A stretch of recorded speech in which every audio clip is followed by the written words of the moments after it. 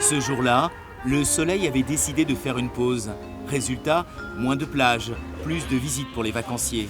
Le village de l'Herbe s'imposait. Sortie incontournable sur la presqu'île du Cap Ferret.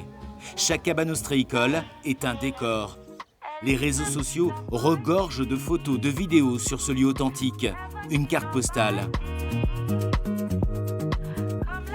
Bernard vit ici depuis 80 ans.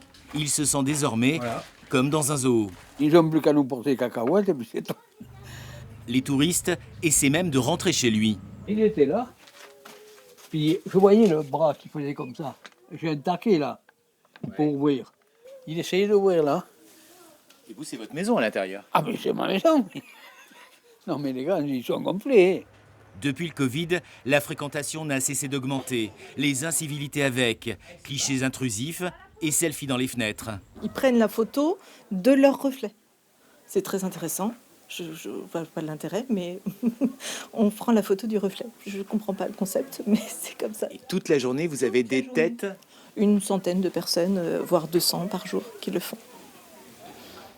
En majorité, les touristes restent quand même dans les grandes allées. On regarde d'abord, après on prend quelques photos, mais voilà, après je dirais ça se limite à ça. On est de la région, nous, et quand on fait visiter ce superbe coin, on vient ici avec le respect du lieu et à pas de velours pour bien profiter de ce bel endroit, mais aussi respecter les gens et les laisser vivre en paix.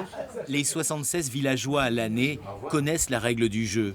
L'affluence n'est pas une nouveauté, elle a souvent suivi l'arrivée des célébrités. Quand j'étais enfant, venait le prince de Monaco au restaurant à l'entrée du village, Alain Delon, enfin, Lino Ventura qui venait jouer à la pétanque tous les jours. Donc on était habitués, mais il n'y avait pas ce tourisme de grande masse. À la peur, je tombe avant. Dans les ruelles, Lino Ventura n'était effectivement pas dérangé par les touristes durant sa partie de pétanque.